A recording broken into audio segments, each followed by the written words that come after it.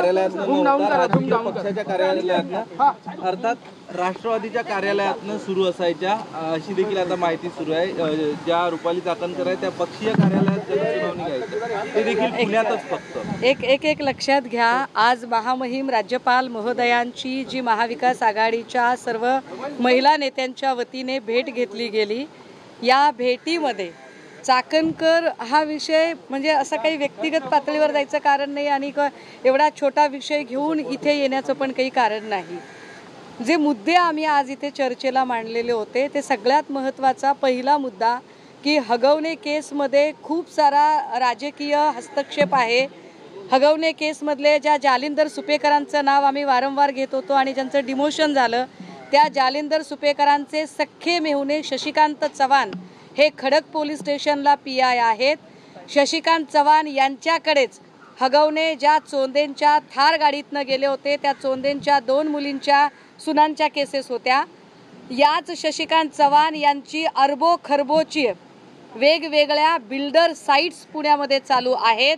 त्यामुळे शशिकांत चव्हाण आणि जालिंदर सुपेकर या दोघांची चौकशी करण्यात यावी या केसमध्ये, यासाठी आम्ही माननीय राज्यपाल महोदयांना आज चर्चा केली। दुसरा महत्त्वाचा मुद्दा होता लाडकी बहीण योजनेच्या साठी म्हणून जे पैसे वर्ग केलेले आहेत, विशेषतः आदिवासी कल्याण विभागाचा निधी आणि सामाजिक न्याय विभागाचा निधी, सारथी, बार्टी, महाज्योती अशा 3ही ठिकाणच्या फेलोशिप्स अजून मिळालेल्या नाहीत। त्यामुळे तुम्ही लाडकी बहीणचे पैसे द्या, पण ते पैसे देताना ज्या वंचित घटकाचा निधी आहे तो निधी अजिबात कुठेही वळता केला जाऊ नये, यासाठी आम्ही राज्यपाल महोदयांकडे मागणी केली। एक तिसरा महत्त्वाचा मुद्दा ड्रग्जचा मुद्दा गेली 2-3 वर्षांपासून गाजतोय। विशेषतः पुण्यामध्ये अनेक इल्लीगल पब बार आहेत ज्याचा त्रास रस्त्याने चालणाऱ्या मुली आणि महिलांना होतो। तर त्याही संबंधाने राज्यपाल महोदयांनी स्वतः पुढाकार घेऊन त्या जिल्ह्यांच्या SPंना बोलावून घेऊन त्यांच्याशी बोलावं, या संदर्भात चर्चा झाली। चौथा महत्त्वाचा मुद्दा जो आपण महिला आयोगाचा बोललात, आमच्या सगळ्या महाविकास आघाडीच्या सगळ्या नेत्यांचं एकमत होतं की या ठिकाणी आपण पूर्णवेळ काम करणारी एखादी अध्यक्षा द्या, ज्या पार्टी कार्यालयातनं जनता दरबार भरवतील अशा महिला काही त्याच्यात काम करू शकत नाहीत।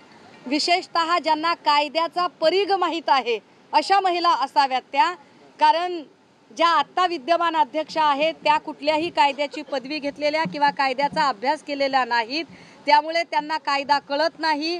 त्या ईमेल पाठवण्याला सुमोटो म्हणतात, सुमोटो कसा केला जातो हेही त्यांना कळत नाही, हा त्यांचा प्रॉब्लेम आहे।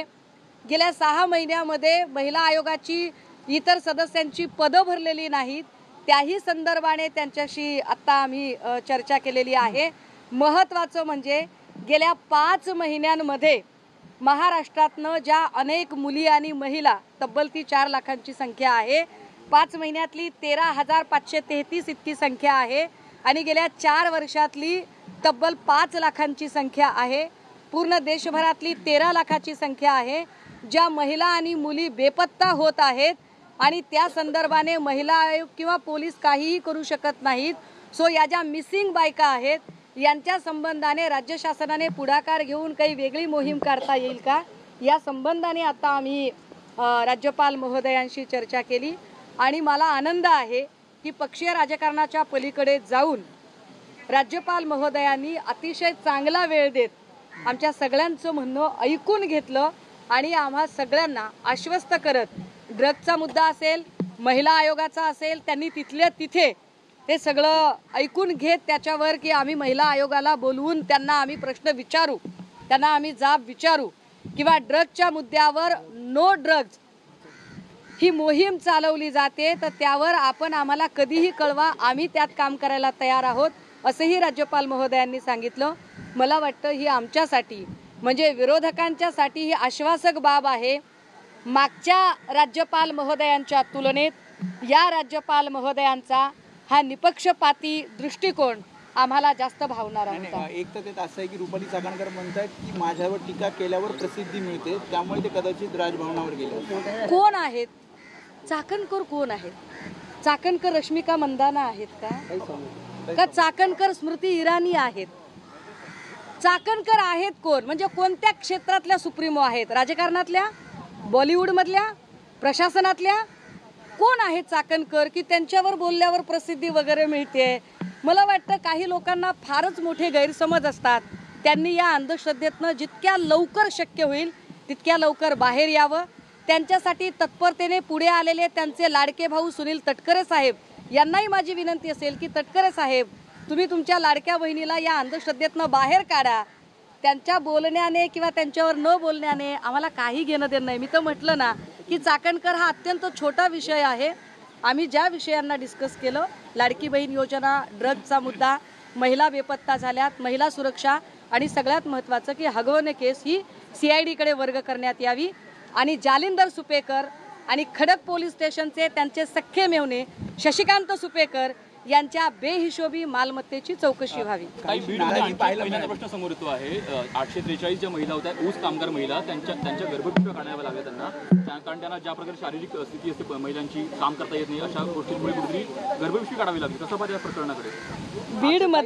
बीडमधला गर्भाशयाची पिशवी काढण्याच्या ज्या शस्त्रक्रिया आहेत त्या महाराष्ट्रात नाही तर देशातलं क्रमांक 1 आहे त्यामध्ये.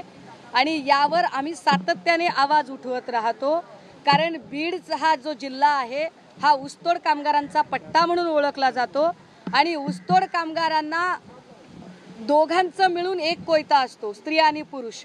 अशा परिस्थितीमध्ये जर बाई गर्भधारणा झालेली असेल तर कोयता मिळवायला अडचण येते.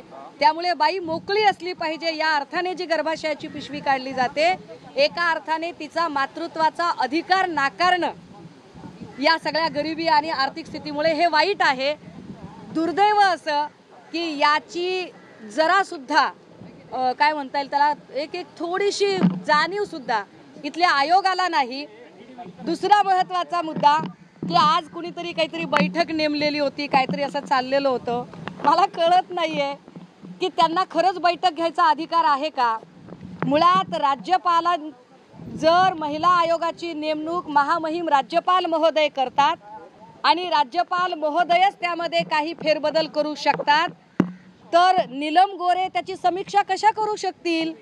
आणि जर याच्या उपर नीलम गोरेंचं असं म्हणणं असेल की मी विधानसभेची उपसभापती म्हणून ही बैठक बोलावली, तर विधानसभेच्या उपसभापतीने पारदर्शक पद्धतीने आणि निपक्षपाती पद्धतीने वागायला हवे. आपल्याच मर्जीतल्या 4 बायका बोलून उगाच असं वासरात हुंडीगाई शहाणं म्हणणं बरोबर नाहीये, हे समजलं पाहिजे. दुसरा महत्त्वाचा मुद्दा, जर त्यांनी विधानसभेच्या उपसभापती म्हणून जर हे बोलावलेलं नसेल तर मग त्यांनी NGO म्हणून काम केलेलं असेल तर ते AC रूममध्ये बसून नाही, गावखेड्यात शेताच्या बांधावर जाऊन ते काम करावं ही अपेक्षा आहे. सहकारी काँग्रेसच्या संगीता तिवारी या थोड्याशा नाराज होऊन गेल्या, कारण त्यांना आतमध्ये प्रवेश मिळाला नाही. ते म्हणतात की किशोरीताई आणि सुषमाताई आतमध्ये गेल्या पण मला सोबत घेऊन गेल्या. नाही, मी संगीताताईंची नाराजी समजू शकते. ती टेक्निकल अडचण अशी होती की या सगळ्या शिष्टमंडळाच्या वतीने बोलणी करत होत्या रोहिणीताई, पण रोहिणीताईंकडून रोहिणी खडसे आणि शिष्टमंडळ असा शब्द लिहायचा राहून गेला. त्यामुळे अपॉइंटमेंटमध्ये फक्त रोहिणी खडसे असंच नाव आलं, बाकी कोणाचीच नावं नव्हती. मी आज जाऊन सेक्रेटरी साहेब आणि त्या सगळ्यांना मुद्दा नीट समजावून सांगितला आणि मला असं वाटत होतं की मागून त्या येतील, कारण काँग्रेसच्या दुसऱ्या नेत्या आमदार ज्योतिताई गायकवाड फार उशिरा आल्या आणि त्या ज्योतिताईसोबत आत येऊ शकल्या असत्या, पण त्या आत आल्या नाही. आणि मधून मी त्यांना फोन करायला, आत रेंज अजिबात नाही आहे, आपण कधी मध्ये जाऊन बघा, रेंज नाही आहे. आणि महत्त्वाचं म्हणजे आम्हाला आमचे फोन बाजूला ठेवावे लागले, त्यामुळे आम्ही त्यांना फोन करू शकलो नाही. पण संगीता तिवारी सुद्धा आमच्यासाठी अत्यंत महत्त्वाचे आहे. एक प्रश्न राज्य सरकारच्या अंतर्गत वादासंदर्भातला आहे. राज्य सरकारमध्ये कॅबिनेट मंत्री विरुद्ध राज्यमंत्री असा एक नवा वाद निर्माण झालेला पाहायला मिळतो. राज्यमंत्र्यांनी मुख्यमंत्र्यांना पत्र दिलंय, कॅबिनेट मंत्री आम्हाला अधिकारच देत नाही, त्यामुळे काम करता येत नाही. सध्याच्या सरकारमध्ये कॅबिनेट विरुद्ध कॅबिनेट असा सुद्धा वाद चालू आहे, लक्षात घ्या.